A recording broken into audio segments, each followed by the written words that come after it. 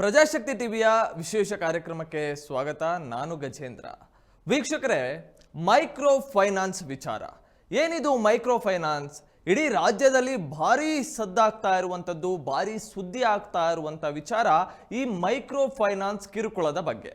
ರಾಜ್ಯದಲ್ಲಿ ಎಗ್ಗಿಲ್ಲದೆ ಈ ಒಂದು ಫೈನಾನ್ಸ್ ಅವರ ಕಿರುಕುಳ ಸಾಗ್ತಾ ಇದೆ ಅಂದರೆ ತಪ್ಪಾಗ್ಲಿಕ್ಕಿಲ್ಲ.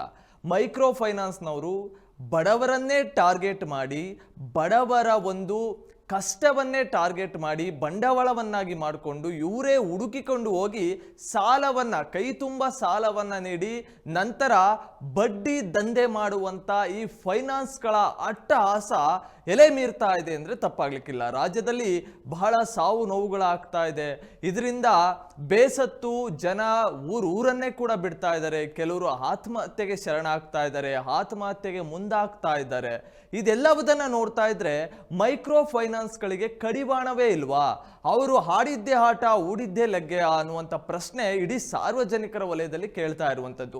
ಅದಕ್ಕೆ ಸರ್ಕಾರ ಏನ್ ಮಾಡ್ತಾ ಇದೆ? ಸರ್ಕಾರದ ನಿಲುವುಗಳೇನು? ಮೈಕ್ರೋ ಫೈನಾನ್ಸ್ ಇಂದ ಇವತ್ತಿಗೂ ಕೂಡ ಬಡವರು, ರೈತಾಪಿ ವರ್ಗದವರು, ದಿನಕೂಲಿ ನಡೆಸುವಂಥವ್ರು ನಿಜಕ್ಕೂ ಕೂಡ ಬಹಳ ದೊಡ್ಡ ಇನಾಯ ಸ್ಥಿತಿಗೆ ತಲುಪಿರುವಂಥದ್ದು. ಯಾಕಪ್ಪ ಅಂದರೆ ಅವ್ರಿಗೆ ಫೋನ್ ಮಾಡಿ ಟಾರ್ಚರ್ ಕೊಡೋದು ಒಂದೇ ಅಲ್ಲ, ಮನೆ ಬಳಿ ಹೋಗಿ ಮರ್ಯಾದೆ ಕಳೆಯುವಂಥ ಕೆಲಸ ಮಾಡುವಂಥದ್ದು. ಅವರ ಮನೆಯಲ್ಲಿ ಸಾವು ನೋವುಗಳಾದರೂ ಕೂಡ ಲೆಕ್ಕಿಸದೆ ಅವರಿಗೆ ಇನ್ನಿಲ್ಲದೆ ಒಂದು ಕಿರುಕುಳವನ್ನು ಕೊಡುವಂಥದ್ದು. ಅವರು ಇದೇ ರೀತಿಯಾಗಿ ಕಿರುಕುಳನ್ನು ಅನುಭವಿಸಿ ಸಾವನ್ನಪ್ಪಿರುವಂಥ ಘಟನೆಗಳು ಎಷ್ಟೋ ಬೆಳಕಿಗೆ ಬಂದಿದೆ, ಕೆಲವು ಬೆಳಕಿಗೆ ಬರದಲೇ ಇದೆ. ಆದರೆ ತುಮಕೂರು ಜಿಲ್ಲೆಯಲ್ಲೂ ಕೂಡ ರಾಜ್ಯದಲ್ಲಿ 3ನೇ ಸ್ಥಾನವನ್ನು ಪಡ್ಕೊಂಡಿರುವಂಥದ್ದು ಆಶ್ಚರ್ಯ, ಆತಂಕ ಅಂತ ಹೇಳ್ಬೋದು. ಇಲ್ಲಿ ಸುಮಾರು ತುಮಕೂರಿನಲ್ಲಿ 62 ಕೋಟಿಗೂ ಹೆಚ್ಚು ಸಾಲವನ್ನು ಈ ಮೈಕ್ರೋ ಫೈನಾನ್ಸ್ ಕಂಪನಿಗಳು ಕೊಟ್ಟಿದ್ದಾವೆ ಅಂದರೆ ನಿಜಕ್ಕೂ ಕೂಡ ಎಲ್ಲೋ ಒಂದು ಕಡೆ ಆತಂಕ ಎಡೆ ಮಾಡ್ತಾ ಇದೆ. ಮೈಕ್ರೋ ಫೈನಾನ್ಸ್ಗಳ ಅಟ್ಟಹಾಸ ಯಾವ ರೀತಿ ಆಗಿದೆ ಅನ್ನುವಂಥದ್ದು. ಇವತ್ತು ಒಂದು ಖುಷಿ ಸುದ್ದಿಯನ್ನು ನಿಮಗೆ ನೀಡೋದಕ್ಕೆ ಬಂದಿದ್ದೀನಿ. ಮೈಕ್ರೋ ಫೈನಾನ್ಸ್ EMI ಕಟ್ಟುವವರಿಗೆ ಈಗ ಬಿಗ್ ರಿಲೀಫ್ ಸಿಕ್ಕಿರುವಂಥದ್ದು. ಈಗಿನಿಂದಲೇ ಕರ್ನಾಟಕ ಸರ್ಕಾರದಿಂದ ಹೊಸ ರೂಲ್ಸ್ ಜಾರಿ ಆಗ್ತಾ ಇದೆ. ಬಹಳ ಖುಷಿ ಸುದ್ದಿ ಕೂಡ ಇದಾಗಿರುವಂಥದ್ದು. ಯಾಕಂದ್ರೆ ಮೈಕ್ರೋ ಫೈನಾನ್ಸ್ ಇಂದ ಅಷ್ಟೇ ಹಳ್ಳಿ ಭಾಗದ ಜನತೆ ಬೆಂದೋಗಿದ್ದಾರೆ ಅಂದ್ರೆ ತಪ್ಪಾಗ್ಲಿಕ್ಕಿಲ್ಲ. ಯಾಕಂದ್ರೆ ರಾಜ್ಯದಲ್ಲಿ ಮೈಕ್ರೋ ಫೈನಾನ್ಸ್ ಅವರ ಹಾವಳಿ ಎಷ್ಟು ಮಟ್ಟಿಗಿದೆ ಅನ್ನುವಂಥದ್ದು ನಾವು ಮಾಧ್ಯಮಗಳ ಸುದ್ದಿ ಪ್ರಸಾರದ ಮೂಲಕ ನೋಡ್ತಾ ಇದ್ದೀವಿ. ಇವುಗಳಿಗೆ ಕಡಿವಾಣ ಹಾಕಲು ಈಗ ರಾಜ್ಯ ಸರ್ಕಾರ ಮಹತ್ವದ ತೀರ್ಮಾನವನ್ನ ಕೈಗೊಂಡಿರುವಂಥದ್ದು. ಕರ್ನಾಟಕದಲ್ಲಿ ಇನ್ನು ಮುಂದೆ ಅಸ್ತಿತ್ವಕ್ಕೆ ಬರಲಿದೆ ಫೈನಾನ್ಸ್ ನೋಂದಣಿ ಪ್ರಾಧಿಕಾರ. ಹಾಗಾಗಿ ಫೈನಾನ್ಸ್ ವ್ಯವಹಾರ ನಡೆಸಲು ಮುಚ್ಚಳಿಕೆ ಸಹಿತ ನೋಂದಣಿ ಕಡ್ಡಾಯ ಎಂಬ ನಿಯಮ ಜಾರಿಗೆ ಬರ್ತಾ ಇದೆ. ಇದಕ್ಕೆ ಈಗ ಸಚಿವ ಸಂಪುಟದಿಂದ ಅನುಮೋದನೆಯೂ ಕೂಡ ಸಿಕ್ಕಿರುವಂತದ್ದು. ಎಸ್, ಈಗ ಮೈಕ್ರೋ ಫೈನಾನ್ಸ್ ಮೇಲೆ ಸರ್ಕಾರ ಏನೆಲ್ಲ ಹೊಸ ರೂಲ್ಸ್ ಗಳನ್ನ ತರಲು ಹೊರಟಿರುವಂತದ್ದು ಅನ್ನೋದನ್ನ ನೋಡ್ತಾ ಹೋಗೋಣ. ಎಸ್, ಕರ್ನಾಟಕದಲ್ಲಿ ಇನ್ನು ಮುಂದೆ ಸಾಲದ ವಹಿವಾಟು ನಡೆಸುವ ಮೈಕ್ರೋ ಫೈನಾನ್ಸ್ ಕಂಪನಿಗಳು ಲೇವಾದೇವಿದಾರರು, ಇದನ್ನ ಬಹಳ ಸೂಕ್ಷ್ಮವಾಗಿ ಗಮನಿಸಬೇಕು. ಲೇವಾದೇವಿದಾರರೇ ಬಹಳಷ್ಟು ಕಷ್ಟಗಳನ್ನ ಕೊಡುವಂಥದ್ದು. ಬಡ್ಡಿ ಅಲ್ಲದೆ ಮೀಟ್ರು ಬಡ್ಡಿಗಳನ್ನ ಮಾಡಿ, ವಾರಕ್ಕೆ ಬಡ್ಡಿಗಳನ್ನ ಹಾಕಿ, ದಿನದ ಲೆಕ್ಕಾಚಾರದಲ್ಲಿ ಬಡ್ಡಿಗಳನ್ನ ಹಾಕಿ ಜನಗಳನ್ನ ರಕ್ತ ಇರ್ತಾ ಇದ್ದಾರೆ ಈ ಲೇವಾದೇವಿದಾರರು ಅಂದ್ರೆ ತಪ್ಪಾಗ್ಲಿಕ್ಕಿಲ್ಲ. ಇವ್ರುಗಳ ನೋಂದಣಿಗೆ ಹೊಸ ನೋಂದಣಿ ಪ್ರಾಧಿಕಾರ ರಚನೆ ಆಗ್ತಾ ಇದೆ. ಸರ್ಕಾರ ಇದಕ್ಕೆ ನಿರ್ಧಾರ ಮಾಡಿದೆ. ನೋಂದಣಿ ಮಾಡದೆ ವಹಿವಾಟು ನಡೆಸಿದ್ರೆ ಅಂತವ್ರಿಗೆ 3 ವರ್ಷ ಜೈಲು, 1 ಲಕ್ಷ ರೂಪಾಯಿ ದಂಡ ವಿಧಿಸುವ ಕಾನೂನನ್ನ ಕರ್ನಾಟಕ ರಾಜ್ಯ ಸರ್ಕಾರ ಈಗ ಜಾರಿಗೆ ತರ್ತಾ ಇದೆ. ಹಾಗಾದ್ರೆ ಈ ಹೊಸ ವಿಧೇಯಕದಲ್ಲಿ ಏನಿದೆ? ಎಸ್, ನೋಡ್ತಾ ಹೋಗೋಣ. ರಾಜ್ಯದೊಳಗೆ ಸಾಲದ ವಹಿವಾಟು ನಡೆಸುವ ಎಲ್ಲಾ ಮೈಕ್ರೋ ಫೈನಾನ್ಸ್ ಕಂಪನಿಗಳ ನೋಂದಣಿ ಕಡ್ಡಾಯ. ಅದಕ್ಕಾಗಿ ನೋಂದಣಿ ಪ್ರಾಧಿಕಾರ ರಚನೆ. ನೋಂದಣಿ ಮಾಡದೆ ವಹಿವಾಟು ನಡೆಸಿದ್ರೆ 3 ವರ್ಷಗಳವರೆಗೆ ವಿಸ್ತರಿಸಬಹುದಾದ ಜೈಲು ಶಿಕ್ಷೆ ಹಾಗೂ 1 ಲಕ್ಷ ರೂಪಾಯಿ ದಂಡ ವಿಧಿಸುವ ಅವಕಾಶ ಇದೆ.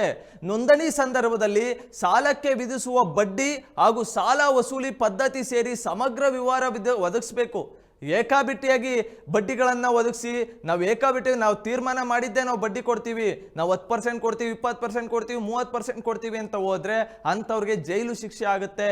ಯಾವುದೇ ದೂರು ಬಂದಲ್ಲಿ ನೋಟಿಸ್ ನೀಡದೆ ಸಂಬಂಧಪಟ್ಟ ಸಂಸ್ಥೆಯ ನೋಂದಣಿಯನ್ನು ರದ್ದುಪಡಿಸಬಹುದು. ಇದು ನೋಡಿ ಹೊಸ ಕಾನೂನು ಯಾವ ರೀತಿ ಆಗಿದೆ ಅಂದ್ರೆ ಅವರಿಗೆ ನೋಟಿಸೇ ಕೊಡಲ್ಲ. ಈ ತರ ದೂರ ಬಂತ ಅವರ ಒಂದು ಲೈಸೆನ್ಸ್ ಅನ್ನೇ ರದ್ದು ಮಾಡಾಕತ್ತೆ ಸರ್ಕಾರ. ಇನ್ನು ಮುಂದೆ ಕೊಡಬೇಕಾದ್ರೆ ಇನ್ನು ಮುಂದೆ ಮೈಕ್ರೋ ಫೈನಾನ್ಸ್ ಅವರು ಯೋಚನೆ ಮಾಡಿ ಕೊಡಬೇಕು. ಅವ್ರಿಗೇನಾದ್ರು ಟಾರ್ಚರು, ಕಿರುಕುಳ ಕೊಟ್ರೆ ನಿಮಗೆ ನೋಟಿಸ್ ನಿಮ್ಮ ಗಮನಕ್ಕೆ ಬಾರದೆ ಅದನ್ನ ಲೈಸೆನ್ಸ್ ರದ್ದು ಮಾಡುತ್ತೆ ಸರ್ಕಾರ. ಎಸ್, ನೋಂದಾಯಿತ ಸಂಸ್ಥೆ ಲೇವಾದೇವಿದಾರರ ಮಾಸಿಕ ವ್ಯವಹಾರದ ವಿವರಗಳನ್ನ ಪ್ರತಿ ತಿಂಗಳ 10ರ ಒಳಗೆ ನೋಂದಣಿ ಪ್ರಾಧಿಕಾರಕ್ಕೆ ಸಲ್ಲಿಸಬೇಕು. ಎಲ್ಲೋ ನಾನು ಕುತ್ಕೊಂಡು ಬಡ್ಡಿ ನಡೆಸ್ತೀನಿ, ಎಲ್ಲೋ ಕುತ್ಕೊಂಡು ನಾನು ಮೀಟ್ರ್ ಬಡ್ಡಿ ಮಾಡ್ತೀನಿ ಅಂದರೆ ಅದು ಯಾವುದು ಕೂಡ ನಡೆಯಲ್ಲ. ಎಲ್ಲ ವಿವರವನ್ನು ಕೂಡ ಸರ್ಕಾರಕ್ಕೆ ಪ್ರತಿ ತಿಂಗಳು ಕೂಡ ಆ ಒಂದು ಪತ್ರವನ್ನು ಸಲ್ಲಿಸಬೇಕು. ಸಾಲ ನೀಡಲು ಷರತ್ತುಗಳು ಕೂಡ ಅನ್ವಯ ಆಗಿದೆ. ಈಗ ಈ ಹೊಸ ಕಾಯ್ದೆಯಲ್ಲಿ ಸರ್ಕಾರದ ಕೆಲವು ಹೊಸ ಯೋಜನೆಗಳನ್ನು ರೂಪಿಸಿದ್ದು ಕೆಲವು ಷರತ್ತುಗಳನ್ನು ನಿಗದಿಪಡಿಸಲಾಗಿದೆ. ಒಬ್ಬ ವ್ಯಕ್ತಿ 2 ಸಂಸ್ಥೆಗಳಿಂದ ಮಾತ್ರ ಸಾಲ ಪಡಿಬಹುದು ಹಾಗೂ ಸಾಲದ ಮೊತ್ತ 2 ಲಕ್ಷಕ್ಕಿಂತ ಹೆಚ್ಚಾಗಿ ಇರಬಾರದು.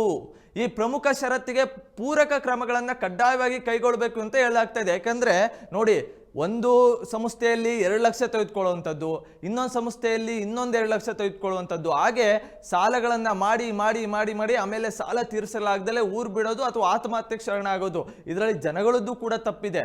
ಅಂದರೆ ಇವರು ಮೈಕ್ರೋ ಫೈನಾನ್ಸ್ ಅವರು ನಿಮ್ಮ ಬಡತನವನ್ನ, ನಿಮ್ಮ ಕಷ್ಟವನ್ನ ಬಂಡವಾಳವನ್ನಾಗಿ ಮಾಡಿಕೊಂಡು ಅವರು ಏಕಾಬೆಟ್ಟಿಯಾಗಿ ಬಡ್ಡಿಗಳನ್ನು ಕೊಡ್ತಾರೆ.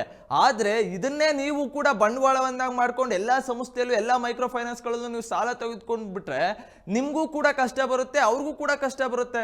ಸಾಲ ಒಪ್ಪಂದ ಕಡ್ಡಾಯವಾಗಿದೆ. ಈಗ ವಿಧಿಸುವ ಬಡ್ಡಿ ದರದ ಮಾಹಿತಿ ಒಳಗೊಂಡ ಸಾಲ ನೀಡಬೇಕು. ಅವರು ಗ್ರಾಹಕರಿಗೆ ಸಾಲ ನೀಡುವಾಗ ಒಪ್ಪಂದ ಪತ್ರವನ್ನು ಮಾಡಿಸ್ಕೊಳ್ಬೇಕು, ಕಡ್ಡಾಯ ಆಗಿದೆ ಇದೀಗ.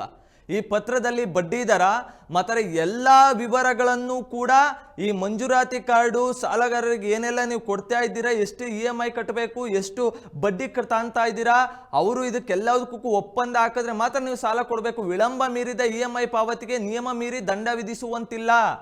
ಯಾವುದೋ ಒಂದು EMI ಜಂಪ್ ಆಗಿಬಿಡುತ್ತೆ, ಅದಕ್ಕೆ ನೀವು ಮನಸೋ ಇಚ್ಛೆಯಾಗಿ ನೀವು ಅದನ್ನು ದಂಡ ವಿಧಿಸ್ತೀರಲ್ಲ, ಅದನ್ನು ಮುಂದೆ ನೇಮಿಸೋ ಆಗಿಲ್ಲ. ಇದಕ್ಕೆ ಮುಖ್ಯವಾದಂಥ ವಿಚಾರ, ಏಜೆಂಟರನ್ನು ನೇಮಿಸುವಂತಿಲ್ಲ. ಇಲ್ಲಿ ಪ್ರಾಬ್ಲಮ್ ಇರೋದೇ ಮಧ್ಯವರ್ತಿಗಳದು, ಏಜೆಂಟ್ರುಗಳದು.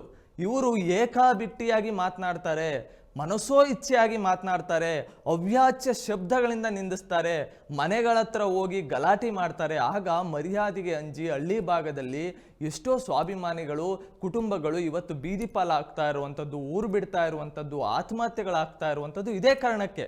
ಇವ್ರು ಕೊಡುವಂಥ ಕಿರುಕುಳಕ್ಕೆ ಇದೆಲ್ಲ ಆಗ್ತಾ ಇರುವಂಥದ್ದು. ಆದರೆ ಇನ್ನು ಮುಂದೆ ಇದ್ಯಾವುದು ಕೂಡ ಇರೋ ಆಗಿಲ್ಲ, ಏಜೆಂಟ್ರನ್ನೇ ನೇಮಿಸುವಂತಿಲ್ಲ ಅಂತ ಸರ್ಕಾರ ಈಗ ಹೊಸ ತೀರ್ಮಾನಕ್ಕೆ ಬಂದಿರುವಂಥದ್ದು. ಸಾಲ ತೆಗೆದುಕೊಂಡ ವ್ಯಕ್ತಿಯ ಕುಟುಂಬದವರನ್ನ ಯಾವುದೇ ಕಾರಣಕ್ಕೂ ನಿಂದಿಸುವಂತಿಲ್ಲ. ನಾನು ಆಗ್ಲೇ ಹೇಳಿದೆ, ನಿಂದಿಸೋದಾಗ್ಲಿ ಅಪಮಾನ ಮಾಡೋದಾಗ್ಲಿ ಇದ್ಯಾವುದೂ ಕೂಡ ಮಾಡೋ ಆಗಿಲ್ಲ. ಈ ನಿಯಮಗಳನ್ನು ಉಲ್ಲಂಘಿಸಿ ಮೈಕ್ರೋ ಫೈನಾನ್ಸ್ ಅವರು ಗ್ರಾಹಕರಿಗೆ ತೊಂದರೆ ಕೊಟ್ಟಲ್ಲಿ ವಿವಿಧ ಸೆಕ್ಷನ್ಗಳ ಅಡಿಯಲ್ಲಿ ಕೇಸ್ಗಳನ್ನು ದಾಖಲಿಸಿ 6 ತಿಂಗಳಿನ ಕಾರಾಗೃಹ ವಾಸ ಮತ್ತು 10,000 ದಂಡ ವಿಧಿಸಲು ಹೊಸ ಕಾಯ್ದೆಯಲ್ಲಿ ಅವಕಾಶ ಕಲ್ಪಿಸಲಾಗಿದೆ. ಇದನ್ನು ಮತ್ತೊಮ್ಮೆ ರಿಪೀಟ್ ಮಾಡ್ತೀನಿ. ನೀವೇನಾದ್ರೂ ಅವ್ರಿಗೆ ಅವಮಾನ ಮಾಡೋದು, ಕಿರುಕುಳ ಕೊಡೋದು, ಇದು ಏನಾದ್ರು ಪೊಲೀಸ್ ಸ್ಟೇಷನ್ಗೆ ಹೋಗಿ ಅವ್ರು ದೂರು ಕೊಟ್ರೆ ನಿಮಗೆ ಖಂಡಿತವಾಗ್ಲೂ ಜೈಲು ಶಿಕ್ಷೆ, ಕಟ್ಟಿಟ್ಟ ಬುತ್ತಿ. ಸಂಸ್ಥೆಗಳ ಲೈಸೆನ್ಸ್ ರದ್ದತಿನೂ ಕೂಡ ಅವಕಾಶ ಇದೆ. ಈಗ ಕರ್ನಾಟಕ ಸರ್ಕಾರ ಹೊಸ ಕಾನೂನು ಜಾರಿಗೆ ತರ್ತಾ ಇರುವಂಥದ್ದು. ಈ ಒಂದು ಜಾರಿ ಅಧಿವೇಶನವರೆಗೂ ಕಾಯ್ತಾ ಇಲ್ಲ. ಈಗ ಸಚಿವ ಸಂಪುಟದಲ್ಲೇ ಇದನ್ನು ಚರ್ಚಿಸಿ ಸುಗ್ರೀವಾಜ್ಞೆಯನ್ನು ಹೊರಡಿಸೋದಕ್ಕೆ ಈಗ ಜಿ ಪರಮೇಶ್ವರ್, ಮುಖ್ಯಮಂತ್ರಿ ಸಿದ್ದರಾಮಯ್ಯ, ಹಾಗೆ ಕಾನೂನು ಸಚಿವರು ಎಲ್ಲರೂ ಕೂಡ ಸಚಿವರೆಲ್ಲ ಸೇರ್ಕೊಂಡು ಸಚಿವ ಸಂಪುಟ ಮಾಡಿ ಈಗ ನಿರ್ಧರಿಸಿದ್ದಾರೆ. ಇನ್ನು ಮುಂದೆ ಯಾವುದೇ ಕಾರಣಕ್ಕೂ ಈ ಮೈಕ್ರೋ ಫೈನಾನ್ಸ್ಗಳ ಅಟ್ಟಹಾಸ ಕಡಿಮೆ ಆಗಬೇಕು, ಇವರ ಕಿರುಕುಳಕ್ಕೆ ಕಡಿವಾಣ ಹಾಕಬೇಕು ಅನ್ನುವಂಥದ್ದು ಸಾರ್ವಜನಿಕರ ಆಕ್ರೋಶ ಆಗಿತ್ತು. ನಿರಂತರವಾಗಿ ಮಾಧ್ಯಮಗಳು ಇದರ ಬಗ್ಗೆ ಸುದ್ದಿ ಮಾಡ್ತಾ ಇದ್ದಾವೆ. ಯಾಕೆಂದರೆ ಹಳ್ಳಿಗಳಲ್ಲಿ ಹಳ್ಳಿಯ ಜನ, ಗ್ರಾಮೀಣ ಭಾಗದ ಜನ, ರೈತಾಪಿ ವರ್ಗದ ಜನ, ದಿನಕೂಲಿ ಮಾಡ್ತಾ ಇರುವಂಥವ್ರು ಸಿಕ್ಕಾಪಟ್ಟೆ ಇದನ್ನು ಅನುಭವಿಸ್ತಾ ಇದ್ದಾರೆ. ಅದಕ್ಕೆ ಅವರ ಬಂಡವಾಳ ನೋಡಿ, ಏನಾದರೂ ಹಳ್ಳಿ ಭಾಗದ ಜನಗಳನ್ನು ನೀವು ಎದುರಿಸ್ಬಿಟ್ರೆ ಅವರು ಮನೆ ಮಠ ಬೇಕಾದ್ರೂ ಮರ್ಯಾದೆಗೆ ಅಂಜುತ್ತಾರೆ. ಅವರು ಅಂಥವ್ರನ್ನೇ ಇವರು ಟಾರ್ಗೆಟ್ ಮಾಡಿ ಸಾಲ ಕೊಡುವಂಥದ್ದು. ಇನ್ನು ಮುಂದೆ ಅದ್ಯಾವುದು ಕೂಡ ನಡೆಯಲ್ಲ. ಜನಗಳಿಗೂ ಕೂಡ ಇದರಲ್ಲಿ ನಾವು ಕಳಕಳಿ ಏನಪ್ಪ ಅಂದರೆ, ಅವರಿಗೆ ಏನಾದರೂ ಒಂದು ಅವೇರ್ನೆಸ್ ಮೂಡಿಸ್ಬೇಕು ಅಂತ ಅಂದರೆ ನೀವು ಕೂಡ ಏಕಾಬಿಟ್ಟಿಯಾಗಿ ಸಾಲಗಳನ್ನು ತೆಗೆದುಕೊಳ್ಬೇಡಿ. ಕೊಡ್ತಾರೆ, ಯಾರಾದರೂ ಬಂದು ಕೈ ತುಂಬ ಹಣ ಕೊಡ್ತಾರೆ ಅಂದರೆ ಮುಂದಿನ ಒಂದು ಫ್ಯೂಚರ್ನ ಯೋಚನೆ ಮಾಡಿ ನೀವು ಸಾಲವನ್ನು ತೆಗೆದುಕೊಳ್ಳಿ. ಕೈ ತುಂಬ ದುಡ್ಡು ಬರುತ್ತೆ, ನಮಗೆ ಯಾವುದೇ KYC, ಯಾವುದೇ ನಮಗೇನು ಡಾಕ್ಯುಮೆಂಟ್ ಇಲ್ಲದೆ ಸಾಲ ಕೊಡ್ತಿದ್ದಾರೆ ಅಂತ ಅಂದರೆ ಅವರು ನಿಮ್ಮ ಕಷ್ಟವನ್ನು ಬಂಡವಾಳವನ್ನಾಗಿ ಮಾಡ್ಕೊಳ್ತಾ ಇದ್ದಾರೆ. ನಿಮ್ಮನ್ನು ಮೀಟ್ರ್ ಬಡ್ಡಿ, ನಿಮ್ಮ ರಕ್ತವನ್ನು ಈರ್ತಾರೆ ಅವರು. ಆ ಕೆಲಸಕ್ಕೆ ಜನಗಳು ಕೂಡ ಕೈ ಹಾಕಬಾರ್ದು. ನಿಮಗೆ ಕಷ್ಟ ಇದೆಯಾ, ನಿಮಗೆ ಕಷ್ಟ ಇದ್ದಿದೆ, ಒಳ್ಳೆ ಕಂಪನಿ, ಒಳ್ಳೆ ಬ್ಯಾಂಕಲ್ಲಿ ಸಾಲ ಪಡೀರಿ. ನಿಮ್ಮ ಡಾಕ್ಯುಮೆಂಟ್ಗಳೆಲ್ಲ ಅಚ್ಚುಕಟ್ಟಾಗಿ ಡಾಕ್ಯುಮೆಂಟ್ಗಳನ್ನು ಪರಿಶೀಲಿಸಿ ನಿಮ್ಮ ಡಾಕ್ಯುಮೆಂಟ್ಗಳನ್ನು ಸೇಫ್ ಮಾಡಿಕೊಂಡು ನೀವು ಸಾಲವನ್ನು ಪಡ್ಕೊಳ್ಬೇಕಾಗಿದೆ. ಏಕಾಬಿಟ್ಟಿಯಾಗಿ ಸೈನ್ ಹಾಕೋದಾಗಿರಲಿ, ಏಕಾಬಿಟ್ಟಿಯಾಗಿ ಫೈನಾನ್ಸ್ಗಳಿಗೆ 101 ಫೈನಾನ್ಸ್ಗಳಲ್ಲಿ ಸಾಲ ಪಡ್ಕೊಳ್ಳೋದಾಗಿರಲಿ, ಇದ್ಯಾವುದು ಕೂಡ ಜನಗಳು ಮಾಡಬಾರ್ದು ಅನ್ನುವಂಥದ್ದು ಪ್ರಜಾಶಕ್ತಿ ಟಿವಿಯ ಕಳಕಳಿ ಅಂತ ಹೇಳ್ತಾ ಈ ಕಾರ್ಯಕ್ರಮವನ್ನು ಇಲ್ಲಿ ಮುಗಿಸ್ತಾ ಇದ್ದೀನಿ. ನೋಡ್ತಾ ಇರಿ ಪ್ರಜಾಶಕ್ತಿ ಟಿವಿ, ಇದು ನಿಮ್ಮ ಧ್ವನಿ.